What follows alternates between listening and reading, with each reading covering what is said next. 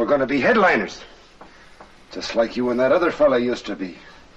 Only I won't skip out on you like he did. No, sir. The shame of it all. Abandoning you for some woman.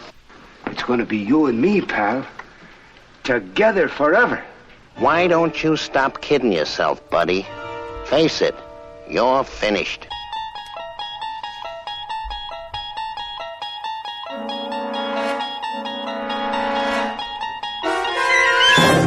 Hello, and welcome to the Twilight Pwn, a podcast that discusses each and every episode of the Twilight Zone. My name is John. I'm joined by my co-host, Fred. Hello.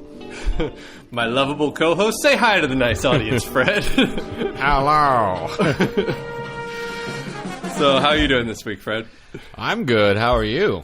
You're probably still reeling from I've been from taking when a lot the of heat. Skygate.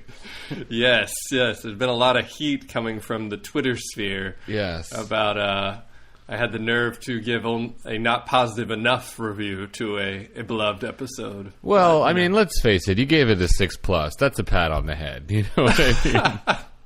That's a participation trophy of a rating. Let me ask you this: What did you watch it like on your iPhone on like a city bus, or what was the context? You know, I was doing my workout. Yeah. I was mixing a power shake. I had it going on one of my tablet devices. Yeah. You know, I had a couple on. I'm watching the market, obviously. Sure. But, you know, it's funny because when I watched it for the podcast, I was watching it late at night alone, and I was kind of sick, and all the lights were off. And I do think that that might have helped. I don't think I mean, I like it anyway, but, you know. I record the sound clips for these episodes that we discuss, and I was having a lot of problems with my disc. It stopped working, and so then I had to go into Netflix, and Netflix is a lot junkier for zeroing in on the part you want to record. Yeah. And so I definitely was there was a meta, like, frustration experience that probably was taking away from the pure enjoyment. Just how Serling intended. The viewer be getting clips off Netflix while enjoying the episode. It's not a perfect pot. Every rating is subjective. Yeah, that's all. Just fair enough. But related to that, I did go ahead and finish the last 10 pages of the Richard Matheson short story. It was based on Disappearing Act.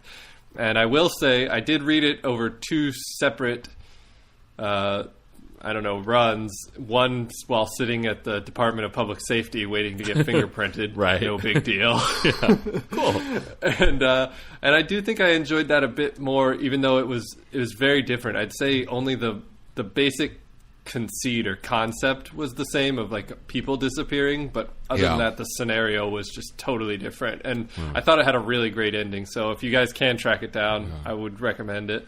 Just one little cherry on top of the sundae that was, and when this guy was opened up, Dressgate. Or, wait, no, it's not Dressgate. Got the dress on my mind. Anyway, is that I rewatched the scene where they're in the bar and Forbes is supposedly wingmanning on the dodecahedron-breasted woman. He's got his hand on her back. He's clearly moved beyond wingman. So, you know, that could be the play. You know, maybe the wingman comes on a bit aggressive, and then the primary comes in and cools him off. That's advanced study. I never got that far. Right. Very cool. So, enough when this guy was open Fallout. What are we doing this week? This week, we decided we'd discuss a good episode with, this is a fifth... Sorry. Finally. This was a fifth season episode by the name of Caesar and Me. It was the 148th of the production run. It aired originally on April 10th, 1964. Jonathan West, ventriloquist, a master of voice manipulation. A man late of Ireland with a talent for putting words into other people's mouths. In this case, the other person is a dummy aptly named Caesar, a small splinter with large ideas, a wooden tyrant with a mind and a voice of his own, who is about to talk Jonathan West into the Twilight Zone. It's that little late of Ireland. I don't know. I was going to say, I might be wrong. Yeah. Doesn't late of mean, like, recently of? Yeah. I think he's recently from Ireland, right? I mean, he's still got the brogue, but some older people, I got the impression he'd been here for a while, but I don't know. Well, Grams goes into that in depth. Okay, good. We'll figure it out. We'll hash out full bio for Jonathan West. Don't worry. Okay, he is a very complicated character. Yes. So we like to do our own Serling-style intros. I think I'm first. Sure. Surprisingly, for a middle-aged Irishman who lives in a boarding house with a puppet, Jonathan O'Westahan is not blessed with the most iron of resolves. He's a ventriloquist with a bent will to twist. And the hand that's doing the twisting belongs to Little Caesar. Only it's not pizza on the menu, but crime's a crime's-a. What follows is a great puppet caper that has nothing to do with greatness and everything to do with subverting the classic power dynamic between ventriloquist and dummy. It's another 26 minutes of your life in the Twilight Zone. That was good. That was good. I think you're starting to give me a run for my money. What was that first one? That was just an homage. A ventriloquist with a bent will to twist. That's pretty good. I was trying to figure out vaudevillian who's gotta kill again or something. I don't know. It was hard to figure that one out. Cool. What you got? All right. The delicious dishes served by that delightful and delectable eatery known as Little Caesars have been known to cause the Serling clan to exclaim, "Pizza, pizza," in joyous joviality. But tonight we would like you to meet a Little Caesar, one made not of moist yet crisp crust, but cruel and corrupt cordwood. A ventriloquist dummy currently in the employ of a dummy ventriloquist named Sean O'McIrish Drunk Weepiahan. A showman without a show in need of some dough. And not the kind of delicious dough you can find hot and ready for only $5 anytime at the Little Caesars Twilight Zone. Glad we both hit on Little Caesars Pizza. Yeah, it's going to be a topic that we're going to run throughout the episode. Does Very Little important. Caesars still exist, by the way? I feel like I don't see Yeah. it. Oh, okay. Yeah, I don't know if maybe it didn't have a strong New York presence, Yeah. but there's definitely still here, and they have the somewhat worrisome thing that you can walk in anytime, give them $5, and they'll just pick a pizza out of the warmer, hand it to you. Yeah, it seems a little suspicious somehow. Just like Uncle Salvatore used to make, you know. Yeah. They just pull it off the back of a truck. Right? I was really good on ventriloquist dummy ventriloquist. I was trying to figure out a way to kind of reverse the dummy, so to speak. Yeah. But it was as difficult as a triple sal cow. So I just backed off and went for the pun. So we're about to ruin the plot. So if that's of concern for you, check this one out beforehand. It's available for streaming on Netflix, Hulu, YouTube as well. So check it out. Although frankly, of all the episodes not to spoil, don't sweat it on this one. A listener did mention in an email, kind of tangentially related, said they might not watch this one beforehand. I will say, listeners, there's a couple visual moments that we're going to do our best to describe, but you're shortchanging yourself if you don't watch at least 25 seconds of this episode. Yeah, okay. We'll probably try and GIF it if you want to get the director's cut, the Twilight Pwn cut. All right, so our story begins, as all great stories do, with an Irishman trying to pawn a watch. I kept trying to typing "pwn a watch." I don't know, something about when my head is in podcast space. Yeah. It's just, I kept wanting to write it, but he's not trying to pwn it. He's trying to get some money for it. Very obvious crime and punishment parallels right from the beginning. Exactly. There's a heady Dostoevsky parallels. Yeah, I kind of wonder why in current movies they never use the pawn shop thing as shorthand for a character is desperate. I feel like I haven't seen that kind of pawn Maybe it stuff, just became too cliche, and so try and come up with more original ways. But people do. I mean, people still pawn stuff, right? I mean, that hasn't gone out of vogue. Yeah, maybe it's like a payday lender would be the kind of the new one. You don't see that in the movies quite yet. I just think it's not as cinematic to have someone walk in and fill out some paperwork. Yeah, exactly. So he doesn't get much for it. $5, which in today's money, hit the jingle. Inflation. Calculation. It's $37, so about what you'd pay for a Casio at Urban Outfitters. But on the way out of the pawn shop, the pawn shopman offers... the pawnbroker is the technical term. The pawn bro. According to the Rod Steiger movie, I believe. All right, well... It was a 60s movie about a pawnbroker. Pawnsman. The pawnsman offers Jonathan West, our hero, $25 for what he's got in his suitcase, which is a ventriloquist dummy. So that is worth $188 today. I mean, I accept that. I mean, like a well-made one, I think, can cost over $1,000. So. Sure, but I would frankly pay someone to take one of those off my hand. I mean, fair enough. Fair enough. It's worth a lot of money as a thing, but just like, who's going to walk into a pawn shop and be like, true. Get me that ventriloquist dummy, you have to factor in the ability to move the merchandise. So. Exactly. I mean, maybe this was like at the height of some ventriloquist craze. We don't. We're not aware of. Yeah, this was the McCarthy era, so True. Most people think of that with Joe McCarthy, but... Yeah. So, Jonathan O'Westahan, the poor Irishman, comes back to his boarding house, and he manages to survive an assassination attempt by Susie. The kid, I guess, has like a blow dart type gun, but it's awful powerful. I was shocked. It's like a nice blow dart gun that goes, an inch deep into the wall right next to his head. I know. It just kind of vibrates in the wall. Yeah. It's like that was the equivalent of Nerf back then. The kids were tougher.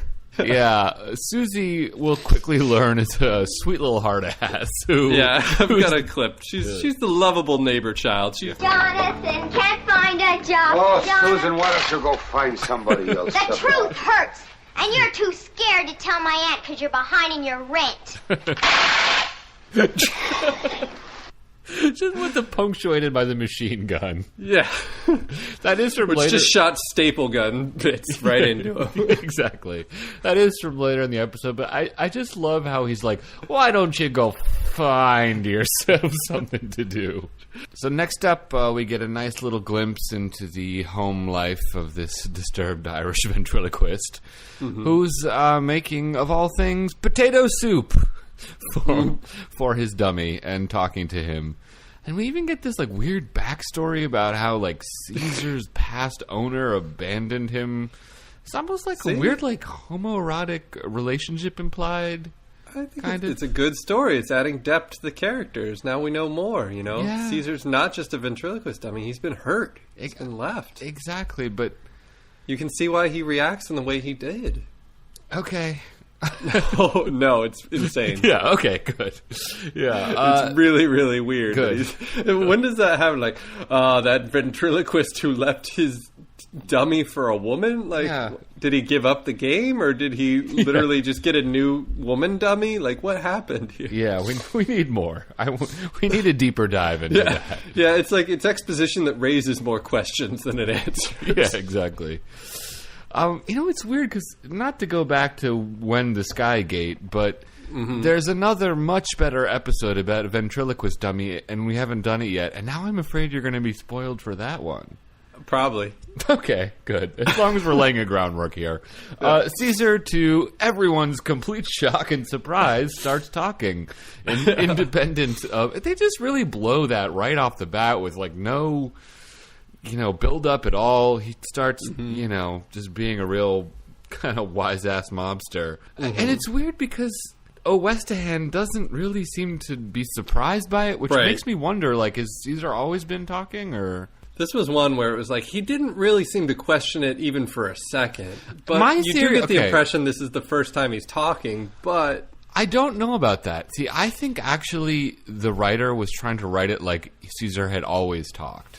Which to me is like is really dumb. But maybe we'll kind of discuss that in general discussion. So here we get Serling's intro kind of late into the game. I really feel like they missed an opportunity here. Oh, it could have had exactly. Yeah. Oh my gosh, you're right. That would have been so awesome. Just Serling with a little like really bad ventriloquist too, just like. In the Twilight Zone, right, little Roddy? Like, would have been amazing. Oh, man. They're all hearing this and kicking themselves now. Yeah, exactly. William could have saved this episode.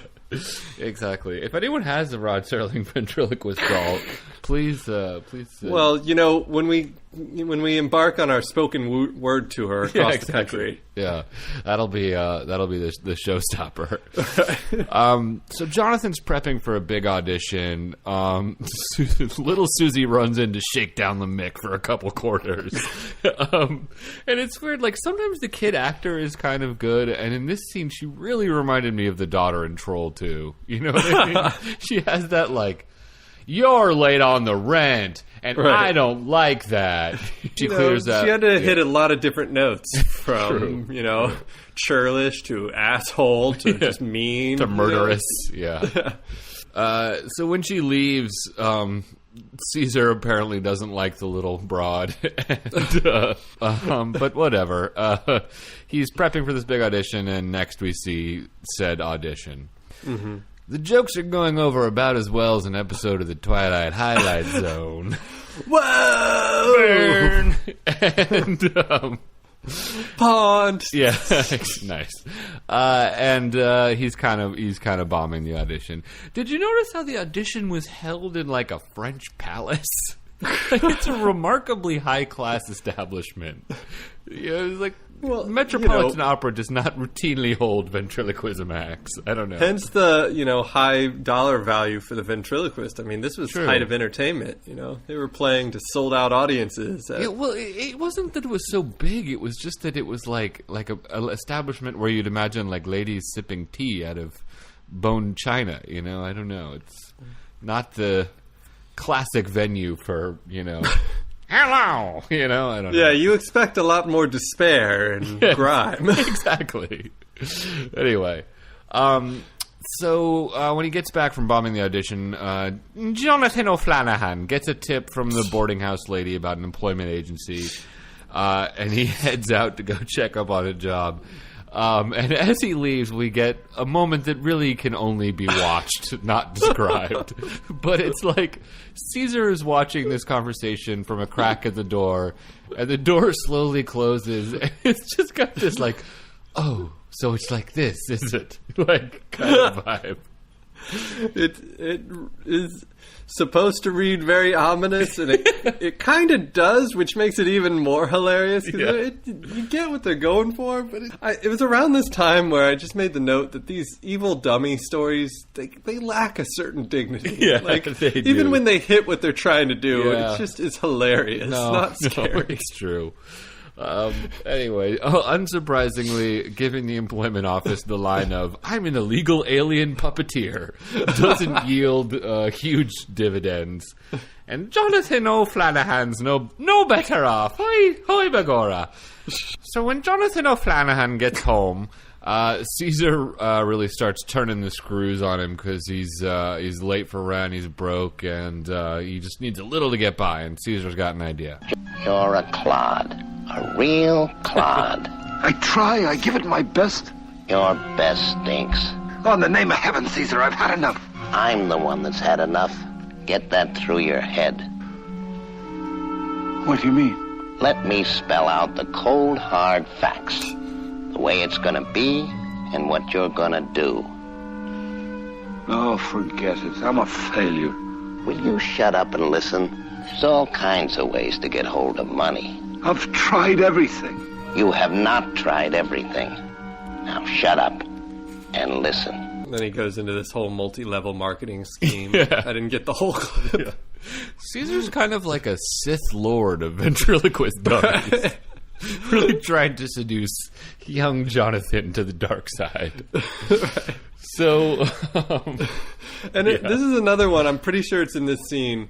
For people who just don't want to watch this, there's what I found a delightful moment where Caesar is reading him the riot act and quote-unquote pacing back and forth in front of him. Yeah. But it's a ventriloquist dummy. And so he kind of, more than walking, they accidentally just glided him. And it really looks like he's just rollerblading really back and forth. Kind of like Fred Astaire style roller skating, just like it's wonderful. Yeah, that will definitely be gifts. Don't you worry. Anyway, over this really like, oh man, this is the scene. Is he going to convince him to go on the dark path? And then like, Woo! Oh God. Yeah, I really do like the idea because they don't explain exactly what they're going to do of them going on to start a web startup or something like that. 2 crusts of bread ain't cool. A billion crusts of bread is cool. That's cool. All right. So in the next scene, we see Caesar and Jonathan off to do a little cat burgling with Caesar micromanaging Jonathan from within his dummy case. It's basically Ocean's 11 at this point. I mean, the tension is high. Yeah. You know they've got the heist worked out. You don't know exactly how it's going to play. Yeah. It's exciting. I do kind of like how Caesar got in on the act because Jonathan used his dummy case to smash open the deli window. So he played a part. He got his hands Caesar's dirty. the muscle. Yeah, exactly. So the great deli heist of 1964 goes off without a hitch. And Jonathan pays his bills, much to the surprise of sweet little Susie. You know, this was based on a newspaper story. There was actually a deli heist that was committed by a dummy, but they never caught the dummy. Yeah, exactly. Yeah, they just saw the little trail of sawdust. Yeah, exactly. So Jonathan goes back to his room, and Caesar's got a new outfit on and a new hat, which makes me think he was skimming off the deli heist, you know? Well, he's entitled to his kind. True.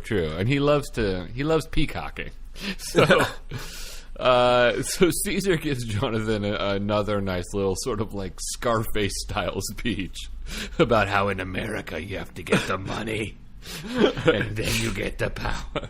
Did you notice he has a little scar on his face? That was kind of a cute touch. Yeah, I did. The dummy does? Yeah, it's cute. Yeah.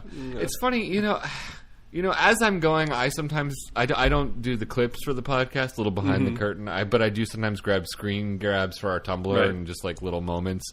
And like it really slowed me down here because just like all the gifs and like just a screen grab of Caesar in his little hat with the closed captioning reading "This is America." This episode took me like an hour to watch. Oh boy. Anyway. So little Susie Hardass was listening in because after Jonathan leaves, she comes in to shake Caesar down, but he doesn't bite. He just watches the little dish wander around the room. And when Jonathan gets back, he catches Susie snooping. Jonathan and Caesar are kind of having it out about how she knows or whatever. And the scene culminates with Caesar imitating Ed Sullivan. It's just like my only note is Jesus. Well, I had that note about different things in the episode. Yeah, fair enough. But just when he's like, tonight's the really big show, it's just me, you know. Oh god. Oh, anyway, man. so they've got a big heist coming up. They're sort of it's kind of like a moral victory. They're going to break into the same theater that rejected them. And steal the no doubt sizable cash reserves from a ventriloquist theater. And I love the shots of Caesar helping him crack the safe. You know what I mean? Just like his ear going up to the little It's wheel. basically like if you have a medium shot of Caesar just sitting stationary and talking, it's like it's it fine. looks Yeah. silly, but whatever. It's what's happening. But anytime they have to move him even a fraction of an inch, it just is hilarious and wonderful. Yeah, it's it's like that the classic horror rule about not showing the monster. Right. Like Jaws, you don't see the shark that much. Sure. It's like with a ventriloquist dummy episode, it really subtlety pays off in a big way. It's like the equivalent of in Jaws, like seeing like whole undersea sequences where the shark is like, and then I'll bite the people. Right? Yeah. If you saw Jaws in his lair, plotting. Yeah. I mean, I like it. Then again, if Jaws were also like a big stuffed animal that you could just kind of see a hand moving around, that'd be kind of what you're getting. Exactly. Anyway, so they crack the safe and get the millions within. But the mean old night watchman catches him. Thankfully, Caesar smooth talks their way out of the situation. So they make it home safe, but little Susie overhears the debrief, which includes the concept of Caesar saying he's going to be the guy's alibi. I don't know. I'm like tempted to try and deep dive into that, but let's just move on. The aunt is reading random headlines off of the paper out loud to little Susie. Just their morning routine. Well, Susie, she likes to send in the jokes to Jay Leno, so, Right. she flings the headlines at her, and Susie tries to come up with little bits. Yeah, I thought of it as more like, she's reading out the headlines and Susie's like probing for weakness to see if there's any local businesses she could like shake down or something. That's probably for protection money. And Susie obviously hears the story about the local burglary, and she puts 2 and 2 together, and she goes in and rats. It's not really on 2 it. and 2, Okay. though, is it? I mean... What do you mean? I don't know. She heard them talking about it. The fact that Susie's everyone is so cool with this talking true. dummy concept. Well, it's Susie I can accept a little bit more because she's a Maybe kid. she thinks that Jonathan's crazy and talking to himself. No, but she goes into the dummy alone. Like, Yeah. she accepts a talking dummy. Well, but she's a kid. Like, that's a little more acceptable, I feel like. But she's like the most adult child we've ever... She's the most mature character in this episode. By far. Yeah. So Susie calls the cops to narc on them. Did you notice how in this moment she's wearing a wedding ring? She's wearing a ring on her left hand on her ring finger. It's probably collateral Yeah. from one of the deadbeats up on 4. Yeah, understood. Anyway, so the cops are coming. They bust in on Jonathan and sees having a little morning tipple. And Jonathan hasn't really thought this through at all. Caesar and I had dinner, and tell them, Caesar. Caesar, please tell them. Tell them I wouldn't hurt anyone. I mean, I didn't use a gun or anything, did I? Please, Caesar, tell them how we were going to play the big time. We're a team, you see. You don't believe me, do you? Well, you just ask him. You ask Caesar. Go on, tell them. Tell them, Caesar. Tell them how you were only trying to help me, trying to take the pressures off of me. I tried to find a job and I couldn't, isn't that right? You were only trying to help me. Tell them, Caesar. The bills were piling up and there was no food to eat. The rent was overdue and you were just trying to help me, isn't that right, Caesar? Please tell them, Caesar. Tell them that you were just trying to help me and that I'm not a common thief, Caesar. I thought you said it was us. You said we were a team. It should be pointed out during that scene that he's like tenderly stroking Caesar's hair and like sort of brushing his lips against Caesar's forehead. It's like a scene from like Leaving Las Vegas or something. Like it has a surprising like he really plays it for like emotional depth in a way. I know, and doesn't it just kind of make you feel embarrassed and bad? Yes, Because like yeah. you've got an actor who's really like given it his all in an episode that's so not good, and then I just feel bad that he made like. That he I mean, tried. it's good. That he tried. Yeah, I Yeah. do. It's like it's good that the actor's committed, but it's like I still feel embarrassed that Yeah. he was making so much an effort when like clearly the writer. Yeah, exactly. It's just such a confusing scene too because it's like, does Jonathan know that other people can like just the rules of the world become so confusing at this point because it's like He is still a ventriloquist, so couldn't he like make Caesar talk even if it's not the actual Caesar? He could, Yeah, I mean that wouldn't work with the cops, and he should know that. I do think, possibly it's just Caesar's been through this before. Caesar knows to just keep his mouth shut until his lawyer gets there. Yeah, exactly. Whereas Jonathan, Yeah. he's just yapping. True. If they threw a plea bargain in front of Caesar, he'd be singing like a canary. Exactly. So anyway, the cops lead Jonathan Owes to hand away. And Now I'm just picturing a little dummy lawyer walking. exactly. Roller skating in, John. The preferred ambulatory method. Yes. Whee! So the cops lead Jonathan away, and Caesar reaches out to Susie to start a little partnership. Here we go. Hey, you. Yeah, you. Come over here, honey.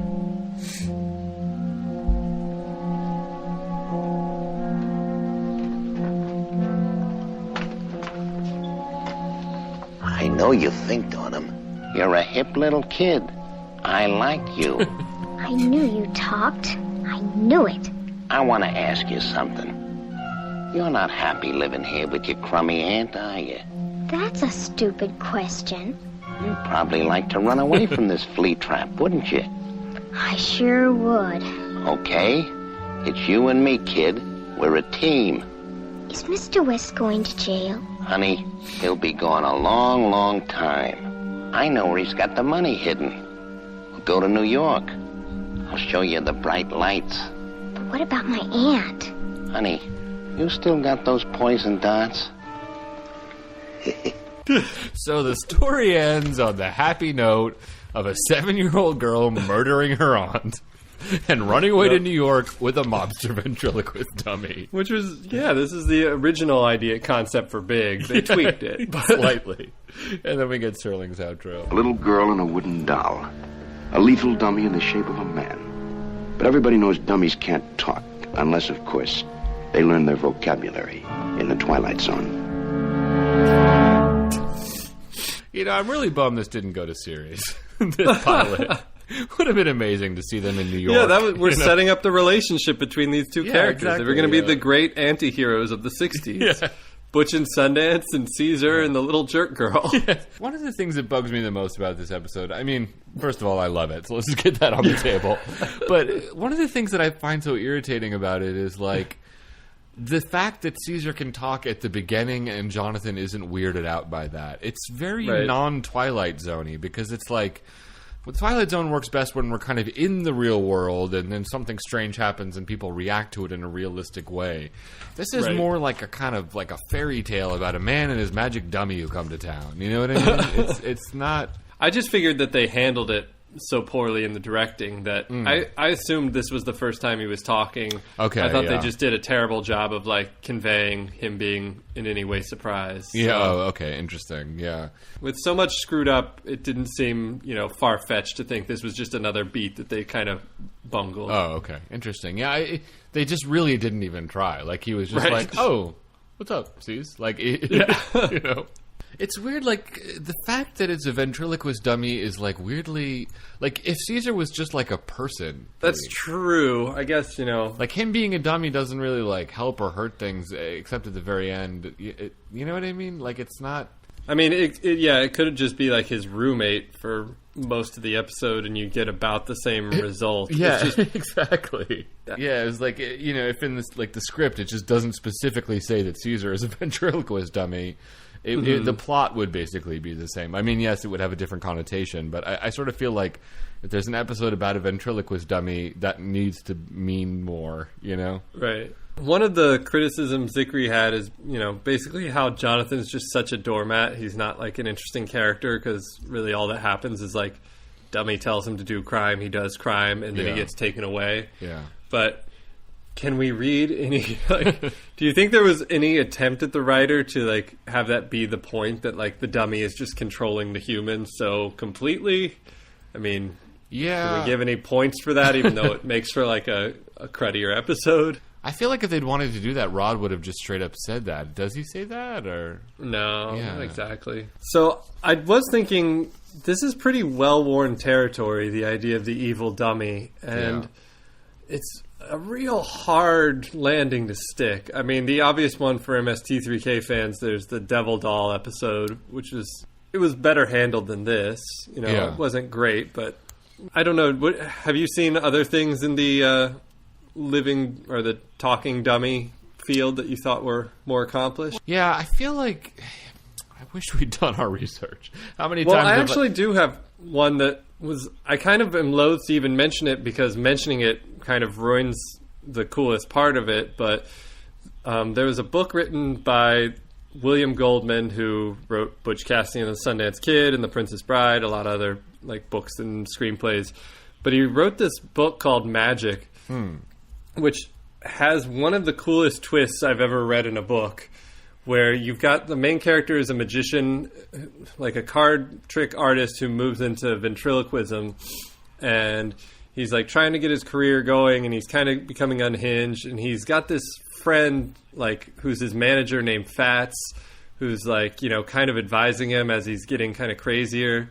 Yeah. And the book's only about 200 pages, and about 100 pages in, the book just makes some casual reference to the fact that Fats is his ventriloquist dummy, without drawing any attention to that fact. It just says something about someone else is in the scene, and he points to the dummy in the case or something, and you're just suddenly like, wait a minute, I just read 100 pages thinking Fats was a human he was talking to, but it's oh, this guy's really nuts, and he's been talking to his dummy this whole time. And it was awesome. And the book's really good. They made a movie with Anthony Hopkins, and unfortunately you just can't nail that twist in the visual medium. So the movie's okay, but... Yeah, I mean, I sort of feel that kind of obfuscation is only possible in a book. It's just, at the end of the day, you got a ventriloquist dummy that, has a mind of its own. There's only so many ways you can spin that, to get something new, and certainly this is not that. You know what I mean? Well, I mean, one thing you do, which they did in that, is you can play with to what degree is this happening and to what degree is this this person's psychological state. And I don't feel like this episode was interested in that at all. Oh, yeah, definitely not. Yeah. Yeah, I think part of it is that, you kind of have to make the puppeteer an interesting person to make it an interesting script, because the sheer fact that the puppet is coming to life is not that interesting once you've gotten over the initial shock. So you have to have it play off of them as a person in an interesting way. And when your main character is a walking, a Irish broad joke. stereotype, playing off a different broad stereotype that happens to be a dummy. Yeah, exactly. You're kind of SOL on that one. What we doing next? Bios and trivia. Bios and trivia. Bios and trivia. Yeah. Scott, Zingri, Mark Grams Jr., Zingri and Grams, and IMDb. All right, so I know our listeners have been very curious about this. The pizza establishment Little Caesars first opened several years before this episode aired in the 50s in Detroit, and it was originally called Little Caesars Pizza Treat. That apparently the original restaurant is still open in up in Detroit or a suburb of Detroit. Wasn't there a famous gangster movie where the gangster was named Caesar? I feel like that's indeed there. Yes, that's what it's taken from. In 1931, the movie Little Caesar came out, and it was the breakthrough role for the actor Edward G. Robinson. Oh, yeah. Very pugnacious man. Yes. So that's, I mean, Zickery just kind of dogs the episode, so no other real trivia. All right, well, not too much from the Martin Graham's book. This episode is actually sort of interesting in that it's the only episode written by a woman out of all of them. What was her name again? You see how that goes. Yeah. Sorry. Well, it's kind of sad because it's is it going to be like Flannery O'Connor or Gertrude Stein or Elaine May? No, it's William Frug's secretary who ended up writing the only screenplay written by a woman for the Twilight Zone. The woman who wrote it, her name is, Adele something. Hold on. Strassfield. Adele Strassfield. Did work with William Frug, and apparently he helped out with the script. William Frug is one of the producers of the Twilight Zone. Apparently the original draft of the script was called Caesar's Husband. So, I don't know. Maybe that implies, more Yeah, of maybe there was more homoeroticism. Yeah. Certainly wouldn't have hurt. Anyway, that's all I got for trivia. But I did get to watch it on YouTube. Not too many funny comments, but let's hit the jingle. YouTube comments. YouTube comments. YouTube comments. Discourse. So just one from Bruce Gordon. He lets his dummy talk him into stealing money. Such a sad ending to what could have been a wonderful career. I don't know. I just love the implication that that's what's sad about this. It's definitely got a grim, very real ending. Sure. There is much more than many of the episodes. All right. So what about bios? Jackie Cooper played Jonathan West / the voice of Caesar, I think. He was the voice of Caesar? Yeah, I don't know. Sure, that's right. He was nominated for Best Actor in 1931 for Skippy when he was a child actor. He won 2 Emmys for directing. He played Perry White in the Christopher Reeve Superman movies. I actually don't know who that is, but I figured Superman fans would. I didn't really get all this down, but apparently he was just a very famous child actor, and his day, and he was not very fond of the child acting experience and refused to let his children be part of it. Kind of funny little parallels. He directed the 80s TV movie that I really like called The Night They Saved Christmas, which starred Art Carney as Santa Claus. Nice. Yeah, so that's wheels within wheels. Yeah. Other than Jimmy Stewart, no performer in the movie industry achieved a higher uniformed rank in the U.S. military. That's kind of nuts that it's him and Jimmy Stewart. I didn't realize. Jimmy Stewart was, I think, in the Air Force. Yeah, it's crazy. It's kind of funny, just looking at the Martin Graham's book, normally he like very explicitly says who does what. There's no credit for the voice of Caesar, so maybe Caesar played himself. I think, yeah. You never know. They had the dummy lying around. They had to get some mileage on it. He holds a record in the Oscars as the youngest performer nominated in a leading role. And there's this kind of horrific story from when he was acting in that movie where he won the Oscar, Skippy. I think he was only like 6, 7, 8, something like that at the time. To induce crying, the director fooled him into believing that that someone had just shot his dog, to the point where they fired a gun with a blank behind a truck where the dog had been taken. Oh my God. It worked, and they were able to get Jackie to cry, but it took a long time to get him to stop crying, and he resented his uncle, who was the director, ever since. Wow. So that's nuts. A more innocent time in Hollywood. Right, the golden era. So Suzanne Caputo played Susan. She was also in Valley of the Shadow and Nightmare as a Child at the very end there. Stafford Rep played the pawnbroker. He was also in The Grave and Nick of Time. Olan Soul played Mr. Smiles. He was also in The Man in the Bottle as the IRS man. Directed by Robert Butler, he also did the Encounter. So he hit 2 for 2 on his Twilight Zone episodes. Nice. And unfortunately, we don't have a Mystery Science Theater connection other than ones we've already done before. All right. So. Skunked. Yeah. So what does IMDb say ratings-wise? IMDb gives this episode a 6.8, which is pretty low. Pretty low, but Not higher than the some. Barrel, but higher than some, but not much. This is a real conundrum because it's certainly delightful. Yes. But it's also outright terrible. I mean, I kind of think it's like a 2, you know what I mean? Like, it's just horrible in concept, not great in execution.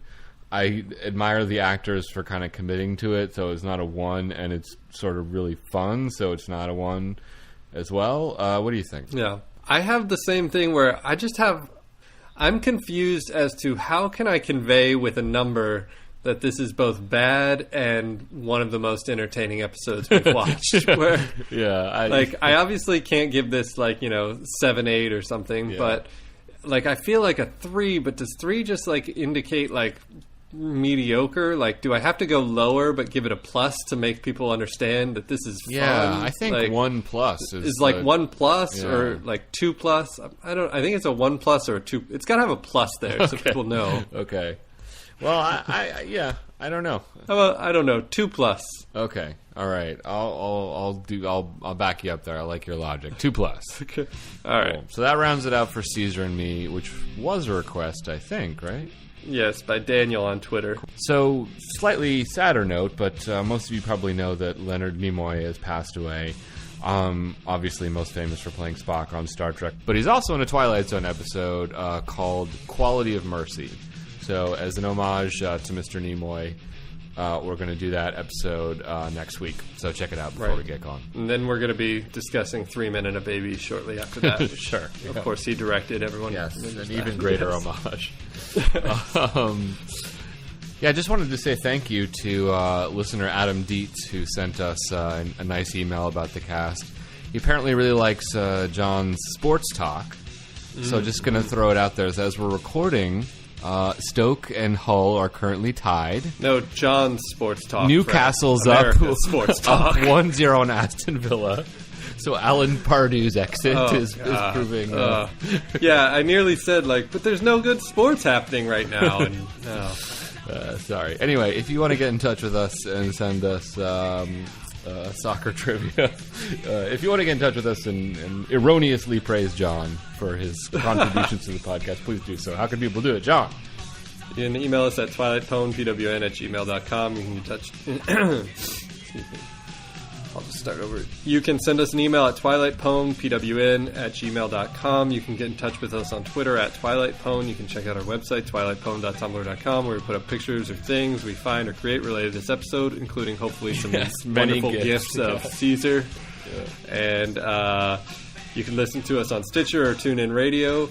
Or you could subscribe to us on iTunes if you're in there. If you'd leave us a rating or review, we'd really appreciate it. A couple people have been leaving ratings in the last week, but since we don't have a review, we don't have a name specifically for them, but thank you so much for those. Cool, yeah, thanks. So for the outro, there can be only one question. Are you blue, black, or white gold, John?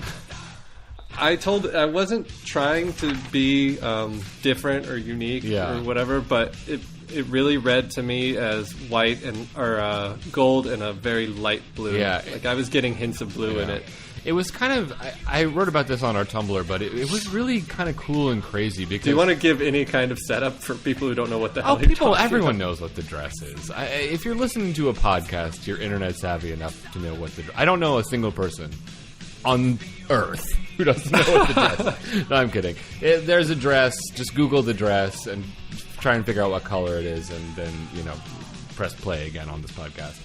So yeah, when I first saw it, it was on my Facebook feed, and everyone was like, the dress. I was like, what is this stupid thing? And so I clicked through, and I was like, oh yeah, it's a blue and black dress. There must be some sort of like weird trick or gift to it or some weird thing. Mm-hmm. And so I showed it to my girlfriend who was in the room, and I was like, hey, look at this, haha. And she was like, oh yeah, it's a white and gold dress. And I was like, oh my god, like it really did feel like a moment from the Twilight Zone where the characters are like, I'm like, honey, that's Ed Harrington's dress. Like it really, but it was interesting. We double dated in that dress, honey. Yeah, it really did have just such a kind of cool, crazy feel to it. I know, most internet things are kind of, fun for like 3 seconds and then over, but I really enjoyed that one. This one lasted for a good half a day. Yeah. It was huge. Yeah.